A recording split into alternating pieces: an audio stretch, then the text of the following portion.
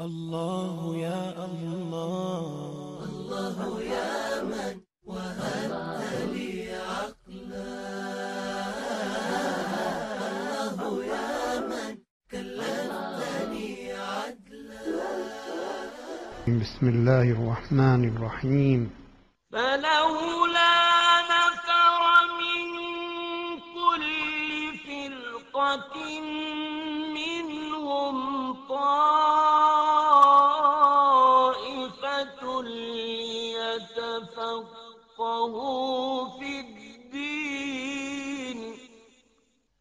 ليتفقهوا في الدين ولينذروا قومهم إذا رجعوا إليهم لعلهم يحذرون. بسم الله الرحمن الرحيم. الحمد لله رب العالمين، وصلى الله على محمد وآله الطيبين الطاهرين المعصومين. اللهم صل على محمد وآل محمد. نسأل باسمك تعالى سلام عليكم ورحمة الله وبركاته. عليكم السلام. أحسنتم شيخنا إلى آخره. يسأل سؤال يقول: ما حكم مصافحة المرأة الأجنبية في الشغل أو الجامعة أو المدرسة، مثل المعلمة أو الأستاذة الجامعية أو مسؤولة العمل؟ في بعض الأحيان تقع في موقف حرج أو محرج. كاتب حرج، هل في هذا إشكال؟ وشكرا، جزاكم الله خير. مصافحة المرأة دائما تكون المرأة حتى بالك يمين إن شاء الله، حتى القواعد من النساء التي لا يرغب أحد بها لا يجوز، يعني مس المرأة بشكل عام، سواء كان مصافحة أو ألزم ركبته أو ألزم ظهره أو ألزم رأسه.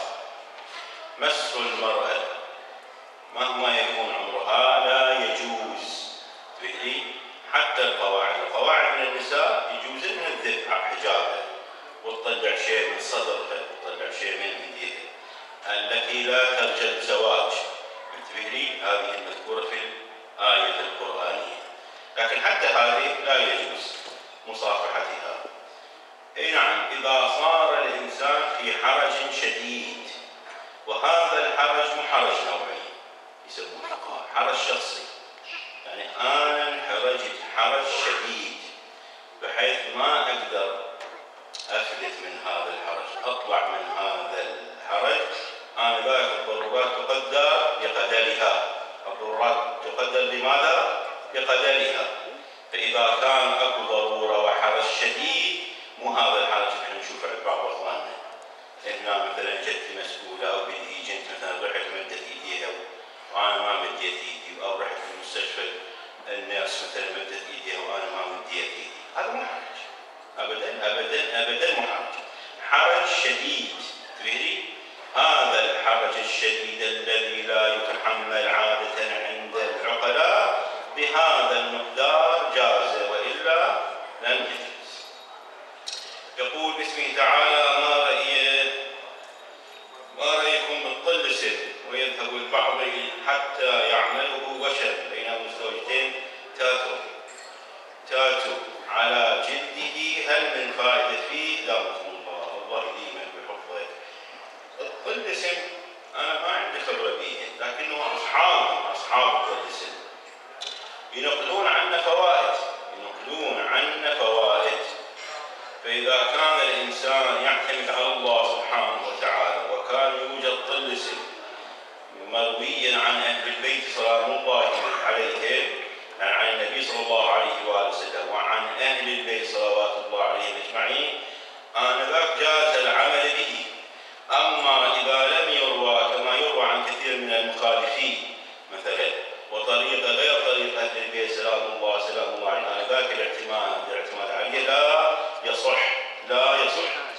يخلي وشم أو ما يخلي وشم، نحكي على أصل المسألة، ولا هو الوشم احنا تكلمنا عن الإيضاح. يقول: السلام عليكم. وعليكم السلام. الاستنشاق بخار الحمام الحمام مفطر أولا. ثانيا، ما هو الحد الأدنى لطول شعر اللحية بحيث تعد عرف اللحية أي لا يوجد قصرها الإثم؟ سؤال جيد. بالنسبة لاستنشاق بخار الحمام، إذا مثلا هذه حمامات البخار، هي حمامات بخار، تبيني حمامات بخار، يعني مو هذا حمام يفتح الدوش ويطلع من عنده بخار، لا هي حمامات بخار، سونا أو شيء أو جاكوزي يصلحون أو شيء من هذا القبيل، إذا أنا تلفظت صحيح. إذا كانت كل حمام بخار بحيث أنا أستنشق وهذا الاستنشاق يصير ماء، انتبه لي بهاي الضابطة، يصير ماء وأبلعه وأشربه، أنا ذاك نعم يعد مسكر. أما إذا كان هذا البخار المتعارف حماماتنا، هذا البخار المتعارف حماماتنا، فهذا ماكو بيه إشكال. الحد الأدنى لطول شعر اللحية أن يقال عرفا أن هذا الإنسان ملتحي، عرفا عند المتشرع، مو عند اللي يحلق لحاياه، مو عند اللي يحلق لحاياه. شو إذا كنت تحيد كم هو يسوي كده طالع عليه؟ ليش؟ لأنه هو يحلق هو يمسحها، تبي؟ فعند المتشرع عند أصحاب الدين إذا عد هذا المقدار أنه أنت ملتحي بهذا المقدار كافي. أما ما ينقل بقد مقدار حنطة وحبة وكذا وإلى آخره، هاي أمور تقليدية ما بها ضابطة شرعية. عرفا يعد أنه هذا الإنسان ملتحي بهذا المقدار كافي، بعد مو اللي يسوي مثل لحية قبضة وإلى آخره، هذا المقدار مو واجب.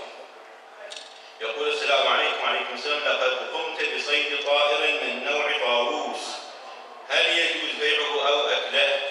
أكله يجوز عند السيد السيستاني إذا كان طاووس عند السيد السيستاني، مو عند باقي المراجع. عند السيد السيستاني بارك يمين أكل الطاووس جائز. أما صيده فماكو به إشكال، وغير أيضا ماكو به إشكال سواء كان يؤكل أو لا يؤكل، إذا كان أكو إلى من يشتريه ويتمول ويباع ويشترى جاز بيعه. أما أكله فعل سماحة السيد السيستاني يجوز أكل الطاووس. السلام عليكم. وعليكم السلام. مطلوب صلاة لمدة سنة أو سنتين، كيف أقضيها؟ أول ما تبدي بالصلاة يستحب أن تبدي بصلاة الظهر، فيبدي بصلاة الظهر وصلي صلاة الظهر وعصر ومغرب وعشاء وصبح من يوم واحد، تبهلي من يوم واحد وتستمر على هذا الترتيب. وبإمكانك تصلي شهر ظهر وشهر عصر وشهر مغرب وشهر عشاء وشهر صبح، وهكذا أيضا من يوم واحد، تبهلي من يوم عفوا من فترة واحدة بفريضة واحدة، تبهلي على هذا الترتيب أيضا يجوز. المهم تبدي على الترتيب هذا المستحب، أنه تبدي من صلاة الظهر. الأذان والإقامة مستحبين مواجبين، يستحب أنه إذا أنت راح تستمر بالصلاة لشهر واحد أذان وإقامة واحد كافي، انتبهي، والباقي تكتفي بتكبيرة الإحرام وتصلي الصلاة المستحبات الموجودة بها، بإمكانك تلغيها حتى تصير الصلاة عليها خفيفة، يعني التسبيحات الأربعة التي إذا كان مرجع تقليدك عنده 3 استحبابا، يعني سبحان الله والحمد لله ولا إله إلا الله والله أكبر 3 عنده على الاحتياط الاستحبابي، راح تكتفي بتسبيحة واحدة، انتبه لي. وإذا كان عنده احتياط وجوبي فأعدل إلى غيره الذي يقول بعدم وجوبها، انتبه لي، يعني ما عنده لا فتوى ولا عنده احتياط، أنا ذاك حصل الصلاة عليه خفيفة وراح تقدر تصليها إن شاء الله، الله يوفقك لذلك. سؤال يقول السلام عليكم. وعليكم السلام. عن رعاية الأطفال مقابل بعض المال، تبادل الأطفال بين البعض بالمعنى أعطيك أطفالي وتعطيني المال، ما هو حكم بين الحلال والحرام؟ هذا الفاميلي ذاكير المعروف هنا حاليا اللي معظم العوائل يشتغلون به. هذا إذا كان أنا مفصل حكيت وقالوا الحائل قال وفلان قال والحائل قال والى آخره، أنا مختصر أحكي حتى ما توسع الموضوع. كل شيء يقرر قانون يعني بخصوص هذا العمل يجب الالتزام به. بعد أكثر من ذلك أقل من ذلك أبدل أطفالي، تبدل أطفالك، تعطيني، أعطيك، آخذ، أعطي، كل هاي التفاصيل ضابطتها القانون، ضابط ضمانتها القانون. فإذا كان القانون يجوز مثل هذه العملية آنذاك ماكو بيها إشكال. إذا كان ما يجوز آنذاك حرمت احترام القانون، العمل بمقاصد القانون. عند سماحة السيد السيستاني عنده به فتوى، مو عنده به اختيار، يجب الاحترام لأن هذا القانون ما يتعارض مع أحكام الشرع المقدس. انتبه لي، وفي فائدة العموم، خصوصا أنه العوائل تحصل أموال طائلة من وراء هذا العمل، حتى يكون هذا المال بمسوغ شرعي أنه أنا آخذه من الحكومة. إذا يجب أعمل بمفاد القانون. يسأل سائل يقول: السلام عليكم. وعليكم السلام. خروج الريح أو البول أثناء الغسل الواجب، ما الحكم في ذلك؟ مختلفة. بعض الفقهاء يقول إذا أثناء الغسل، انتبه لي، إذا أثناء الغسل يقول يستأنف من جديد، يستأنف من جديد. يعني شو معنى يستأنف؟ يعني يطلع الغسل مالته ويعيد الغسل من جديد. بعض الفقهاء يقولون لا، يمضي بهذا، يستأنف من جديد، زين، ويضم إليه الوضوء، الأول بعد يحتاج يضم الوضوء، هو استأنف من جديد. فمختلفين بالحكم، لكن اختلافهم بين هذا الشكل والشكل الثاني. هذا عربيته ضعيفة. يقول: السلام عليكم. وعليكم السلام. المناكح يقصد النكاح، حلال أو حرام في رمضان؟ قل شهر رمضان. فيلم ثقافي حرام أو حلال في شهر رمضان؟ اللعب مع البنات في رمضان حرام أو حلال؟ وإلى آخره. وأيضا يعني عملية جنسية تتم عن طريق التليفون حلال أو حرام؟ هذا الأمثلة من السؤال، أنا إن شاء الله أجاوب. بالك إن شاء الله لا، هي كل الأسئلة إنه واحد يسأل بيها، ماكو سؤال محدود، كل الأسئلة يسأل بيها الإنسان ليش إنه يتعلم أحكام دينه حتى ما يقع بالشبهات، حتى ما يقع بالحرام. خاصة الشباب اللي يريد يعيش حياته بهذا البلد، تواجه كثير من الأمور حتى يعرف أحكامه. فماكو مشكلة بالسؤال. النكاح إذا تقصد المواقعة، يعني العملية الجنسية، يعني الاقتراب الجنسي بين الرجل والمرأة، بين الزوج، تفهمي أيها الشاب، نقول رجل مرأة يعني أي رجل مرأة، بين الزوج والزوجة، انتبه لي.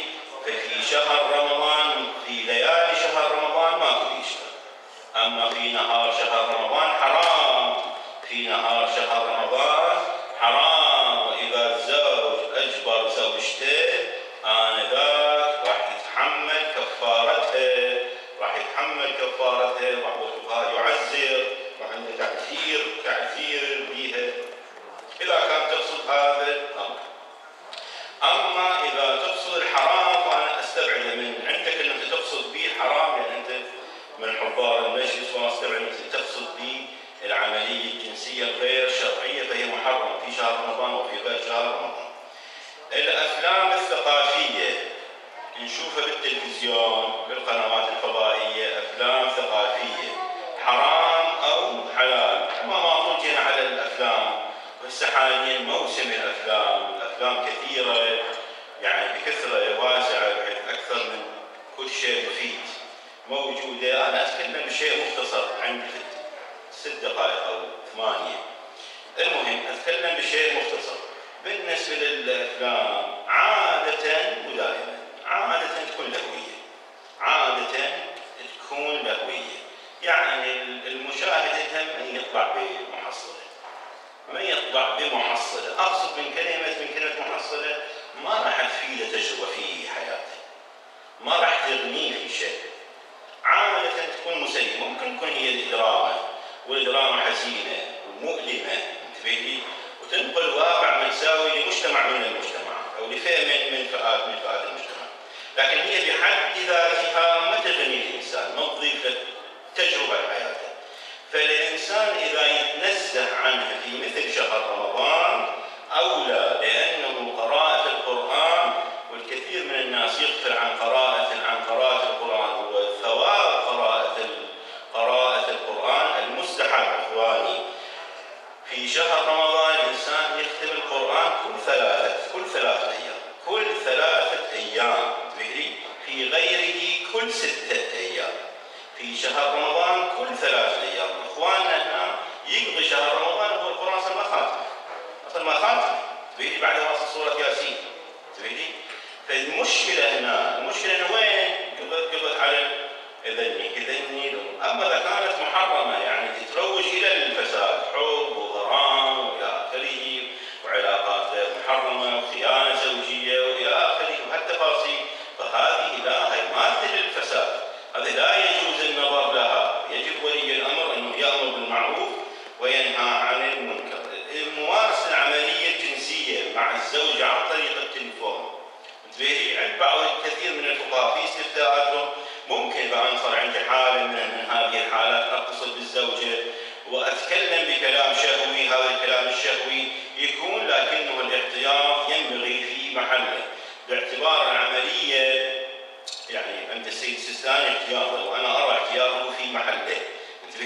العملية الجنسية عرفا معروفة هي بإيراد منع المقابلة بين إنسانين، وتحصل ويحصل ما يحصل. أما أنا بالشرق وهي بالغرب وأنا أتكلم وياها ويصير عندي ثوران ويصير عندي إنزال ويصير عندها هيجان ويصير عندها إنزال، أشبه بالاستمناء المطبوخ العامل سريا. أشبه بالاستمناء، صحيح هي الزوجة، لكن هذا أشبه بالاستمناء، مثل ما شخص نايم ويحلم بزوجته ويصير عنده استمناء، هو يعني مو نايم متمدد ويفكر بزوجته ويصير عنده استمناء، جائز لا؟ خروج المني، هذا خروج للمني، هذا حرام يجوز. فهذه العملية نتائجها نتائج الاستمناء، فلذلك يجب الإنسان أن يتنزه عليها. نعم بمقدار ما يصل إلى الإنزال، الكلام مع الزوجة يكون عاطفي وغرامي بشكل ما يصل إلى الإنزال لا إشكال فيه. أما إذا وصل إلى الإنزال فلا يبعد الإشكال فيه. يقول: السلام عليكم. عليكم السلام. أين الخشوع من صلاتنا، وكيف الطريق الأيسر والأسهل للخشوع في صلاتنا، وكيف نجعل قراءتنا للقرآن قراءة تدبر وقراءة شفاعة لنا يوم لا ينفع مال ولا بنون، وليس مجرد قراءة كلمات ودمتم لفعل الخير. الله يوفقك. أنا أعتبر إخواني ما عندي مجال للمحاضرة، ما عندي مجال، يعني هذه السنة ما عندي مجال. إن شاء الله أنا أحيل هذا الموضوع إذا سمحت السيد يتكلم عن طريق السير والسلوك إلى الله سبحانه وتعالى، مو مثل السنوات السابقة بإمكاني أسأل بهذه المواضيع وأتكلم بها. يعني أنا أكرر أسئلة تنطرح علي مثل هيك أسئلة، لكن أنا ما أقدر أتكلم بها. إن شاء الله سمحت السيد في محاضراته يستوعب مثل هيك أمر إن شاء الله تكون به الفائدة. يقول: السلام عليكم. وعليكم السلام. صحيح، لقد علمنا بأن المبتدئ في التدخين السيجار حرام، ووضح لنا هذا، وكيف المبتدأ عليه حرام. بالنسبة للتدخين بشكل عام، التدخين ما عندنا به ابتداء وما عندنا به استدامة. دخلوا بالعنوان الأولي، ما عندنا به ابتداء وما عندنا به استدامة. عندنا عنوانين: عنوان شخص مدمن على التدخين، وعنوان شخص غير مدمن على التدخين. هذا الغير مدمن ممكن يدخن صار له سنة، لكن هو غير مدمن، وممكن يدخن بارحة، أول سيجارة شربها بارحة. أما عند شخص مدمن، والمدمن له حكم خاص به.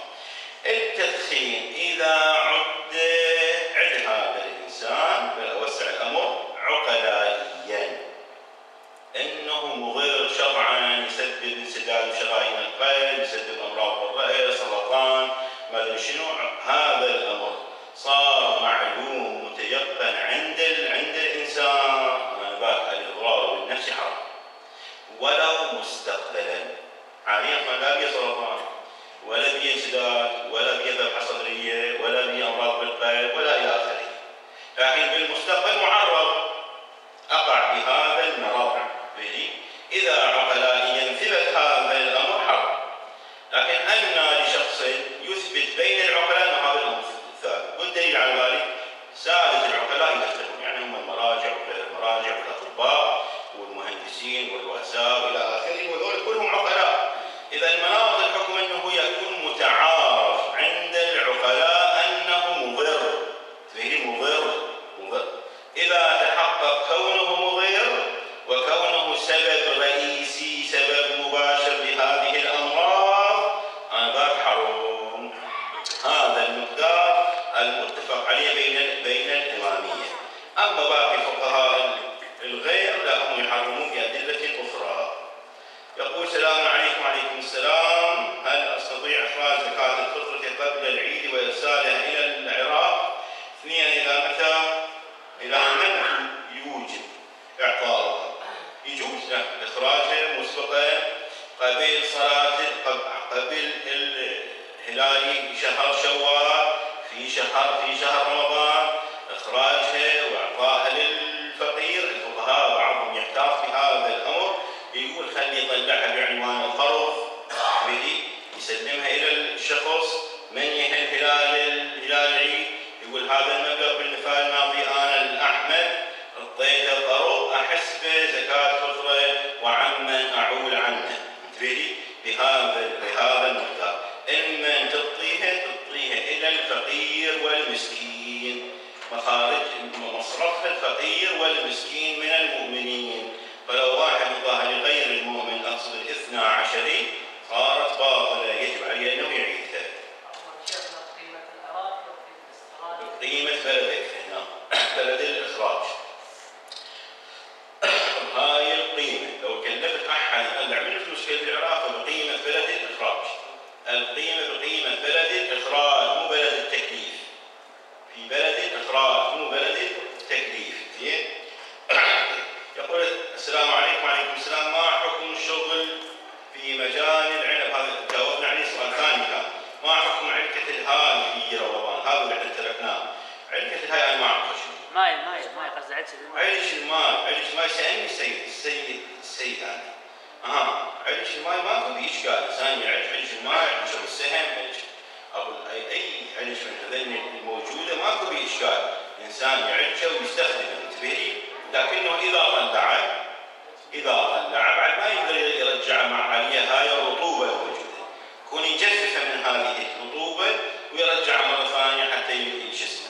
اما السكريات القليله تستهلك بلعاب الفم هذه ماكو بها اشكال. هو مكروه؟ نعم مكروه لكنه جائز. هو مكروه. ما راح نقرا من اسئله هذا اليوم. بعض اخواني يقول انا ناطي سؤال صار 4 ايام شفتوا ما البارحه وخلصنا، وهاي ان شاء الله بكره ان شاء الله نجاوب عليها. صلى الله على محمد واله الطاهرين. اللهم صل على محمد